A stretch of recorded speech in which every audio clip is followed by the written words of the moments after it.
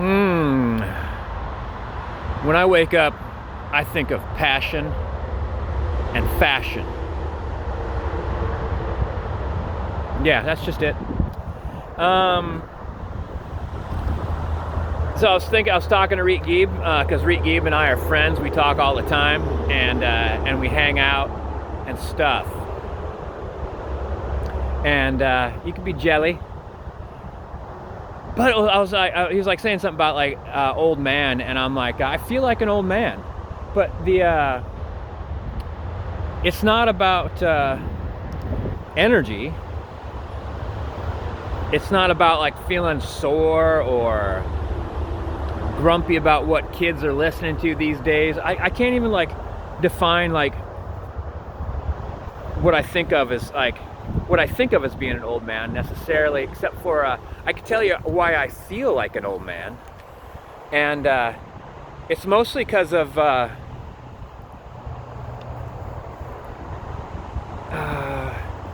was gonna say things just become more and more familiar, like patterns are quicker to see.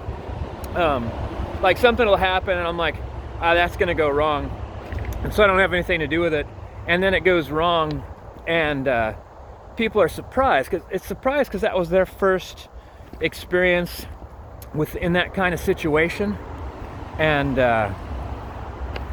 maybe, or some people do the same thing over and over again, just hoping for a different result. And maybe I'm just like, I don't know. I recognize certain behaviors, and for instance, I was hanging out with a couple people, and one person I don't know very well, and the other person I know pretty good. And I said, hey, this thing happened. It really worked out for me. And they said, hey, that's just like that time. The guy that knew me better said, hey, that's just like that time this thing happened, and that really worked out. And I'm like, yeah.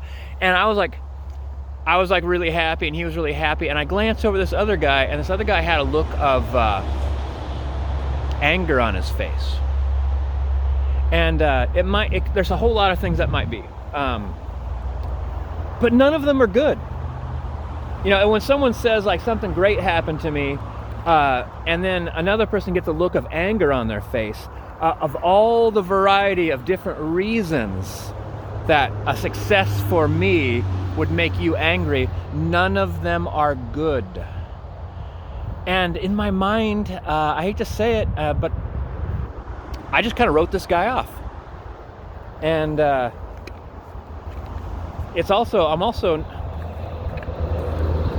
there's no way to avoid like that being apparent, you know, like just like, all right, I'm done. Got that. I have that avoidant detachment disorder kind of thing happening. But I've also just seen I've just been around so many people, and I've encountered so many different situations that you start seeing themes and repetitions, and you test it out, you know, because you're not an idiot, and you're like, well, maybe it could be done better, or maybe there's things to avoid, or whatever, and no. But then also, like, Jesus Christ, where are you going to put all your energy? Where are you going to put all your focus? Like, how important, you know, is this one thing or this other thing, or that this situation not be as bad as, or whatever? Instead, you can just kind of like, just wash your hands of it. Like, no, I'm not doing it. Like, that's what I feel like being old is. Like, young me would be like, I'm gonna get to the bottom of this, and you know, maybe that guy thinks I'm bragging, or maybe that guy whatever. Now I don't give a fuck. I just don't. And you know, the other thing I think though about being an old man is I've become comfort seeking, and I've never been like that. And as a matter of fact, I've always been a little contemptuous of people who are comfort seeking. You know, like, there's this kind of nitpicky thing that people do, that like they want everything to be, ooh, geez, whoa, all right, made it. They want things to be just right. And it could be so minor. You know, like the difference between like having one napkin and having two napkins or four. Or not wanting the napkin that's on top. I take the napkin that's underneath. Like, I always felt contempt for that kind of thing. But now I'm not like that, but I really do start thinking about like how in the general scheme of things do I want things. I'm not necessarily how I want things to be the best for me in a situation, but most of my situations are just me by myself. So I think just like, how could this be best for me? And like before, you know, like oh, I thought that was a log. It's a pipe. I was gonna come over and sit on this log. I went through all that extra effort and it's wasted. I'll never do that again. It would be nice to see this little point here, this rocky outcropping. Yeah, you know, like I've always been like, I'll push forward and I'll sacrifice, even for myself, but like also to like do things with other people or do things for people. Huh. A ton of geese here. And now I just like, there was somebody that actually I wanted to hang out with, and I realized that it would almost be better like in about a month. You know, I was like, you know, in a month it would be easier. In a month it'd be easier to hang out with this person, and I'm like, yeah, I'm just gonna do that. When before I'm like, oh geez, I'll just like, I'll try to drive out where they're at and then maybe meet them after work and we could go out and get a drink or something like that. This time I'm like, no, I'll just wait, you know? This is a neat area. Whoa. What other things? You know, I used to like just kind of like ride a lot of different passions as well. Like the list of things I would do throughout a day would be huge, and that's definitely changed over time. But now like I'll have like an opportunity to do something. Like I got the replacement for my thermostat, and I got the electrical equipment to test the leads to make sure there's not current flowing through it still, even though I'm pretty sure now I know how to shut it off. And I was like, you know, I don't feel like it. I'm gonna turn on, I have like 2 portable heaters. I'll put one by the computer and one in the bedroom. Those 2 rooms will be nice and toasty warm and comfortable. And I'll do the thermostat tomorrow.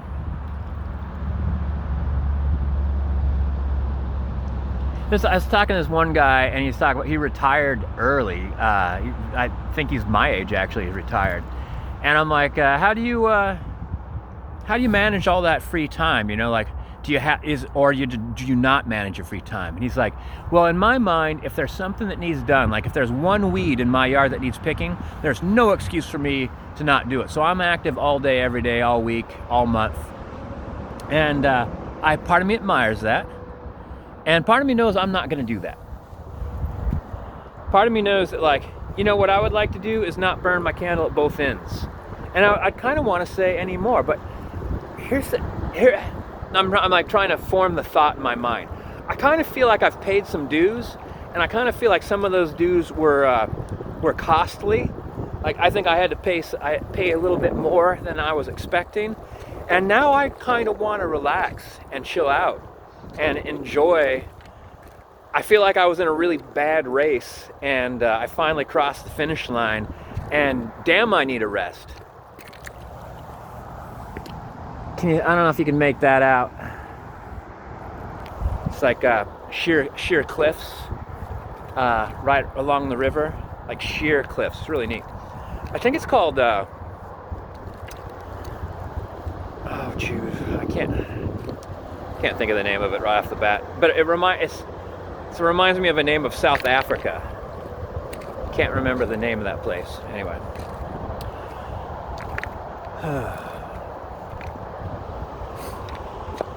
10 minutes.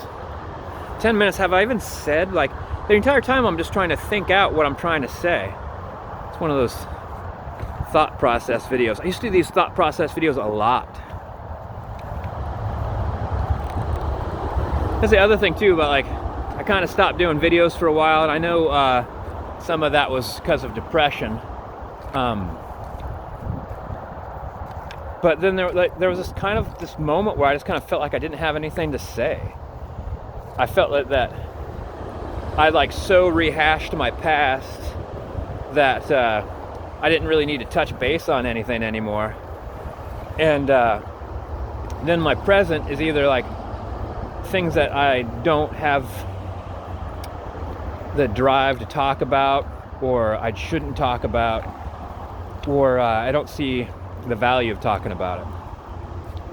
So I stopped. But I really still think that like making videos is going to be, for myself, making videos is going to be a thing that I'll want to do for the rest of my life. Like, I've looked back over videos and heard myself say things and saw things going on in my life, and having like the years in between the then and the now, and I'm like wow, like I think that part of me is like, I had figured some things out but didn't act upon it, and then I finally act upon it, and now like I can look back and watch the consequences of how I handled that and how I would want to do it now.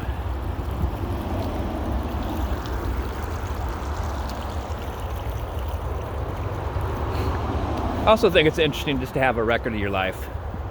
Like, not even necessarily what I'm talking about right now, but where I'm at. Where I'm at, what I'm doing, why I think it's important to spend my time here. You know,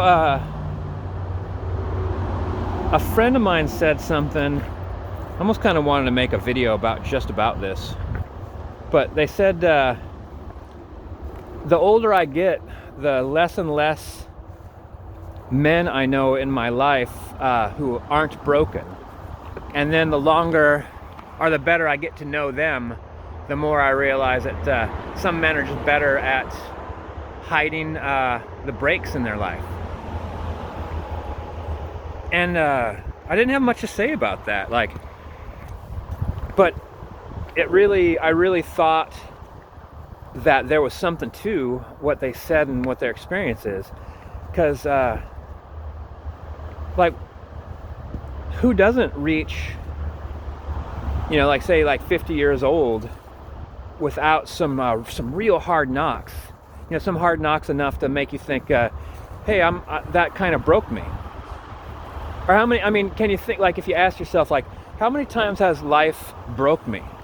You know, where you just kind of like threw up your hands and said, like, well, I'm done, and waited for you to recover and heal, and then get strong enough to move forward and do something different. Like, seems like that happens to everybody.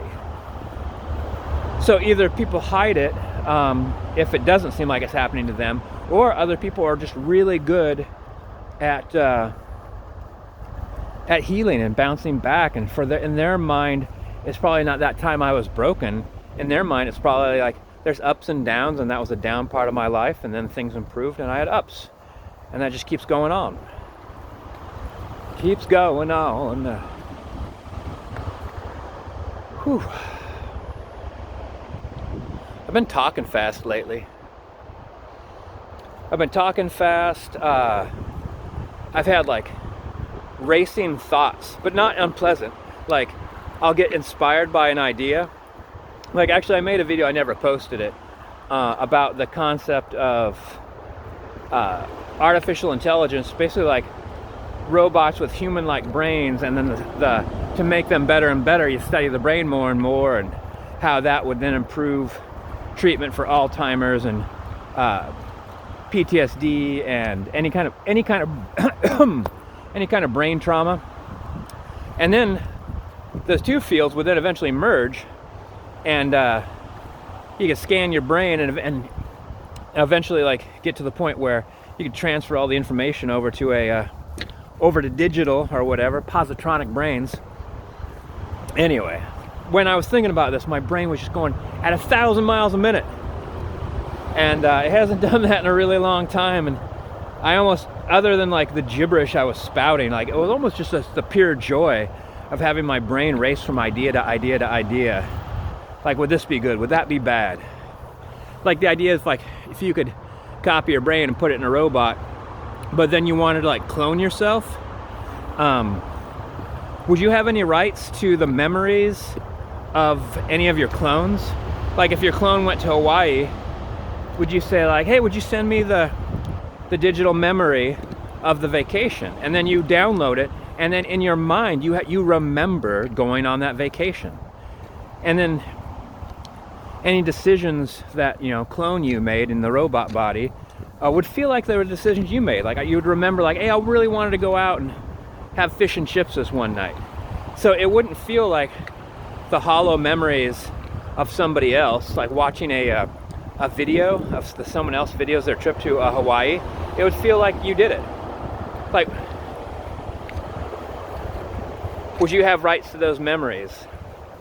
Would you, if you had control of your memories, would you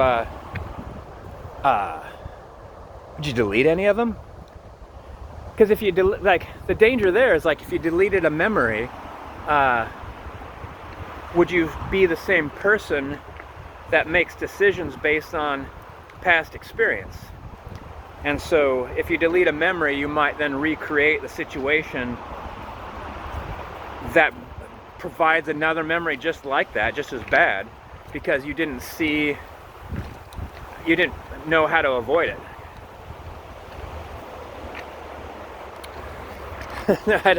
My brain was, another brain race moment I had was, I basically wrote a short story about an X-Men story, a short story about X-Men. And well, I'll tell it to you. What are we talking about here? I don't know if I've done a really super long video in a really long time. So I had this idea that so the mutations, people's mutations wouldn't necessarily form like Scott's power to like shoot laser beams out of your eyes. Like, there'd be a real reason that your DNA would have formed that way. Like, either something in your heritage, or maybe even like your brain's ability combined with your DNA to form either something that you always dreamed about as a child. Like, I always wanted to fly. And then, however, like, that could be handled, like, depending on, can your body then form wings? Can it grow them? And or would you develop telekinesis, or the ability to, like, to control, like, you know, Magneto, like, could lift up metal, so he does metal in his suit so he could, like, fly wherever he wants. Like, so anyway, I was thinking about how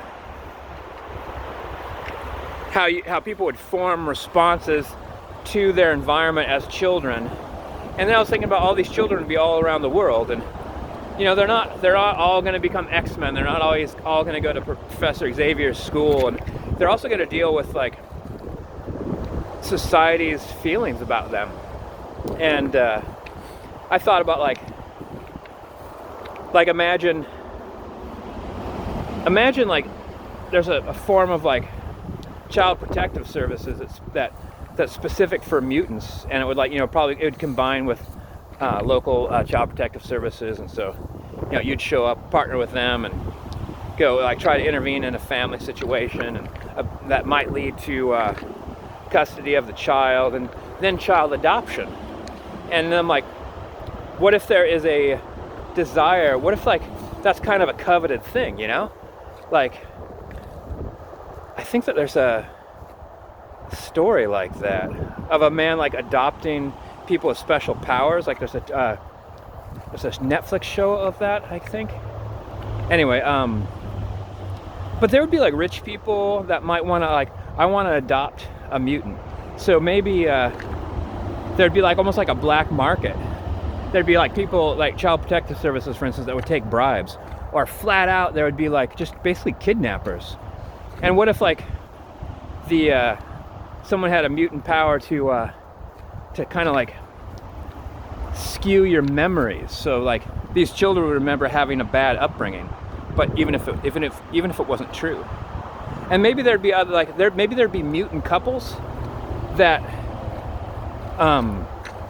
think that they want to have a baby, they can't have a baby, and if they're gonna have a baby,